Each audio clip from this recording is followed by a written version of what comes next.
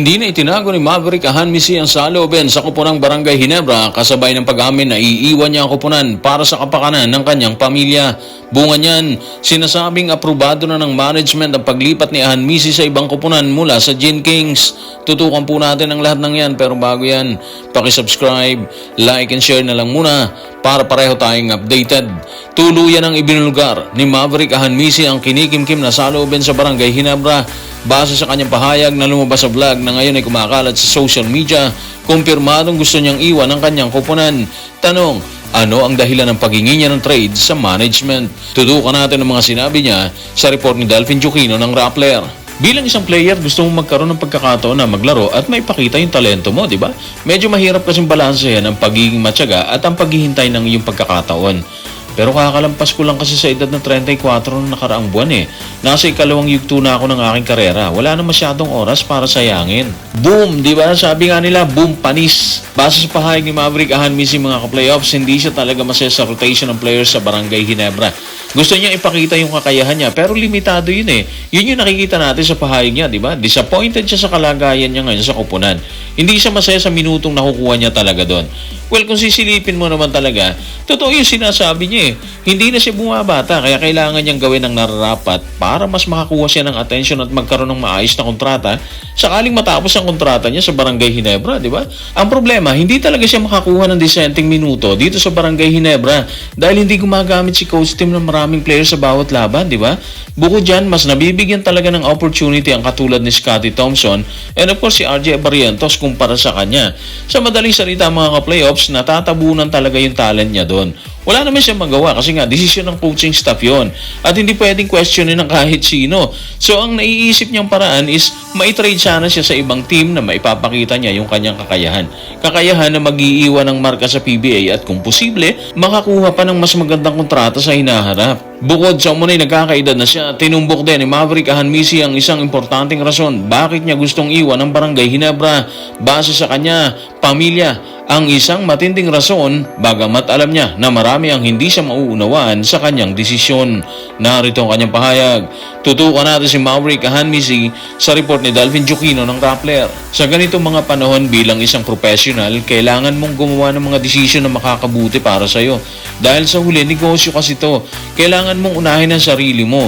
Gaano man ito ka-selfish pakinggan. Kailangan mong gawin ang mga bagay na yun para sa sarili mo at sa pamilya mo. At madalas maraming tao ang hindi magugustuhan ng decision mo. Pero kung makakabuti ito para sa iyo at sa pamilya mo at ginawa mo ito ng may respeto at sa tamang paraan, walang maaaring pumuna sa iyo. May point naman eh, di ba? Negosyo yung basketball, negosyo na kailangan kumita. At bilang player, bilang produktong ibinibenta ng Barangay Ginebra, marapat lang talaga na manatiling maayos ang lahat, di ba? Pero base sa mga nakikita niya siguro, parang mauubos lang ang panahon niya sa koponan nang hindi niya nagagamit ng tama at maayos. Ulitin natin, hindi siya nagagamit ng matagal sa team. Una, andyan si RJ Barrientos at si Scottie Thompson na higit na mas bata kumpara sa kanya, di ba? Kaya sa tingin niya, oras na para magdesisyon siya para sa kanyang sarili. Lisanin ng koponan na maraming player ang nangangarap pasukin ang Barangay Ginebra. Sa aspeto ng pamilya, obvious naman na lahat ng tao ganun yung mindset eh. Kailangan maging maayos yung pamilya mo, di ba? Maaaring sabihin ng iba na makasarili siya dahil naghahanap siya ng mas magandang exposure. Pero kapag kasi kinabukasan ng pamilya mo nakataya doon, hindi mo na pwedeng sabihin na pagiging makasarili yun eh. May consideration na yun. Pamilya niya ang tatamaan sakaling hindi siya gumawa ng paraan para maprotektahan sila, di ba? Aware naman siya na may tao talaga na hindi magugustuhan ng ginawa niya or gagawin niya. Pero sa isang side, hindi niya ginagawa yun para lang sa sarili niya, kundi para sa isang mabigat na responsibility, ang pamilyang sinasandalan niya sa lahat ng oras. Sa dulo ng kanyang pahayag ay binanggit ni Ahanmisi na hindi niya gustong iwan ang Barangay Ginebra pero ginagawa niya umano ito para sa kanyang pamilya at base sa analisa ng Rappler, aprobado na ang paglipat nito sa ibang koponan. Narito ang report. Tutukan natin ang report ni Delvin Juquino ng Rappler. Nakatanggap ng tawag si Ahanmisi mula sa kanyang ahenteng si Danny Espiritu na nagsabing inaprubahan na ni Chua ang kanyang kahilingang matrade at tila may niluluto ng kasunduan matapos hindi maglaro si Ahanmisi nang matalo ang Ginebra sa Magnolia 80-73 noong linggo, October 5 sa unang laro ng season opening All-Filipino Tournament. Base sa report at sa vlog na inilabas ni Ahanmisi mga ka-playoffs, aalis na talaga siya sa Barangay Ginebra. Malinaw naman yung sinabi niya, hindi niya gustong iwan ng Gin Kings. Pero pamilya niya kasi ang dahilan, kaya masyadong personal yan para kay Ahanmisi. Personal kasi gusto niyang mabigyan ng security ang pamilya niya. Kung kasi mananatili siya sa Barangay Ginebra, mananatiling walang kasiguruhan ng kinabukasan niya doon. Hindi siya nabibigyan ng maayos na playing time para makita ng management yung kanyang halaga doon. Maalala lang natin mga playoffs, nung pumasok siya sa Barangay Ginebra, may average siya noon na 13.7 points, 5.9 rebounds, 3.8 assists, and 1.2 steals. Malaki pa yon, di ba? Maganda pa yung stats niya noon. Pero ngayon, base sa tala mga playoffs, meron na lang siyang average na 7.5 points, 3.6 rebound, and 1.8 assists sa 2024-2025 season. Bumaba na siya ng kalahati, di ba? Ibig sabihin, kitang-kita mo dito sa stats niya yung pagbagsak ng kanyang performance. Actually, yung performance niya kasi sumusunod yan sa playing time na nakukuha ng isang player eh.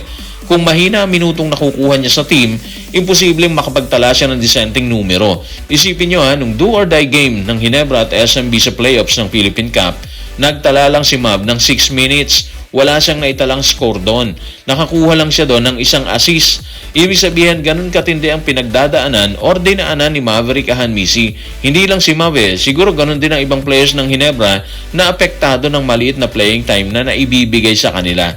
Sanay kasi ang coach or si Coach Tim kung na halos 8 players lang ang ginagamit niya. Kaya ang resulta, pagod ang iba pero walang pawis yung nasa sa bench. So guys, maraming salamat.